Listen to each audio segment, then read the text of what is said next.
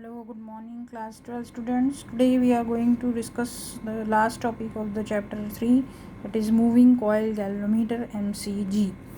ये टॉपिक हम थोड़ा डिटेल में पढ़ेंगे, तो एक दो लेक्चर्स में इसको कंप्लीट करेंगे.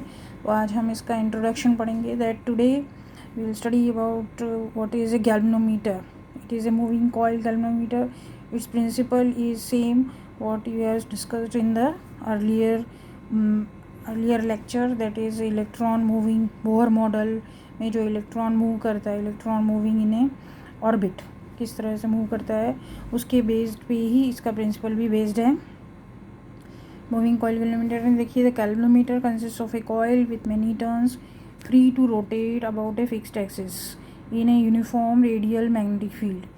There is a cylindrical soft iron core which not only makes the field radial but also increases the strength of the magnetic field. ठीक है, ये इसका कंस्ट्रक्शन है. तो ये कंस्ट्रक्शन में आप देखिए फिगर में दो north and south pole that will produce the magnetic field, and this is the scale for measuring the deflection यहाँ पे मेजर होगा, पॉइंटर यहाँ पे कनेक्ट रहेगा. And this is the soft iron core you are taking. To soft iron core इसमें लिया गया है to increase the strength of the magnetic field.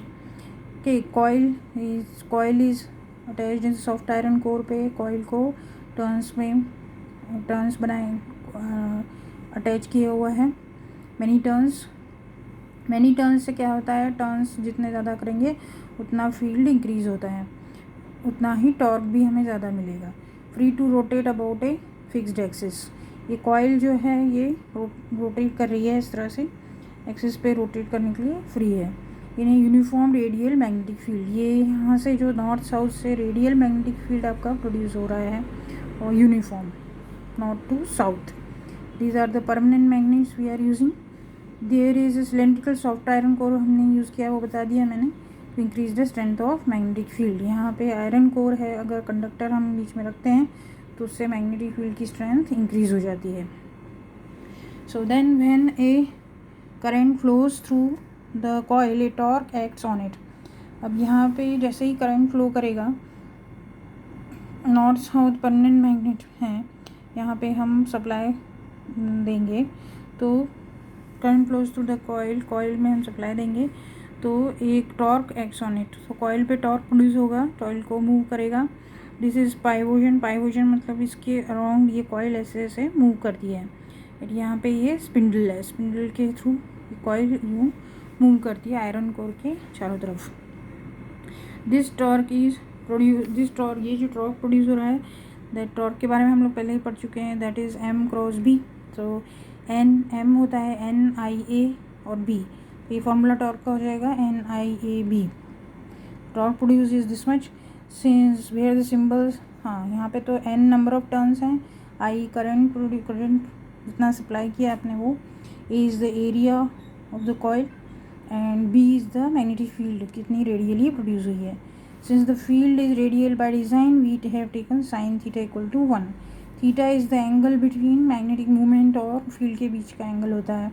अगर आपकी रेडियल फील्ड है तो हर एक पॉइंट पे फील्ड के परपेंडिकुलर होगा मैग्नेटिक मूवमेंट, इसलिए यहाँ पे आपका एंगल थीटा जो हो जाएगा वो 90 डिग्री हो जाएगा MB साइन थीटा में. तो साइन थीटा हो जाएगा 1. In the above expression for the torque, the magnetic torque NIAB tends to rotate the coil. अब इस टॉर्क की वजह से ये कॉइल मूव होगा. Spring SP provides a counter torque K phi that balances the magnetic torque NIAB resulting in a steady angular deflection phi. यहाँ पे SP spring provides a counter torque. यहाँ पे एक स्प्रिंग लगी हुई है जो मैंने बताया स्पिंडल जैसी. ये स्प्रिंग छोटी सी यहाँ पाइवोजन की यहाँ पे लगाई हुई है. वो क्या करेगी कि कॉइल को टॉर्क प्रोड्यूस हुआ तो एकदम झटके से ये ट्विस्ट होगा कॉइल, तो उसको एकदम कांस्टेंट रीडिंग आने के लिए यहाँ पे ये स्प्रिंग लगाई जाती है. This will produce the opposite torque to the torque produce by the coil. Opposite torque small torque produce करेगा जिससे कि ये वाला टॉर्क और ये वाला टॉर्क इक्वल हो जाएगा. At equilibrium NIAB is equal to K phi. K phi is the torque produce by the spring. where K is the torsional constant of the spring. Restoring torque per unit twist. This is the restoring torque per unit twist. जितना torque produce हो रहा है उसको restore करने के लिए ये वाला टॉर्क प्रोड्यूस होता है.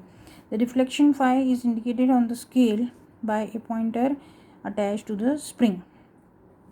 फाई जो है वो डिफ्लेक्शन होगा पॉइंटर के थ्रू, यहाँ पे पॉइंटर के थ्रू स्केल में दिखाएगा. That is phi is equal to NAB/KI. यहाँ से आएगा phi is equal to NABI/K.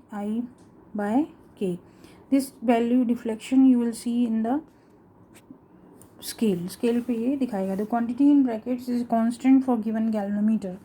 Galvanometer construction हो गया है तो वहाँ पे number of turns, area, field produced और के टॉर्शनल कांस्टेंट. ये तो स्प्रिंग का कांस्टेंट होता है.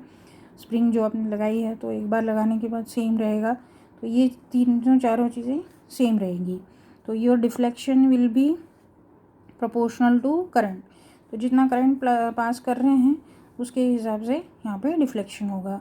सो in this way you can understand that current, हमने सर्किट में करंट फ्लो कर रहा है, वहाँ पे आपने गैल्वेनोमीटर अटैच किया तो जितना करंट है उसके बेसिस पे ही डिफ्लेक्शन प्रोड्यूस होगा. So in this way it will detect the current in the circuit. अब इसके यूजेस क्या हैं that will study in the next class.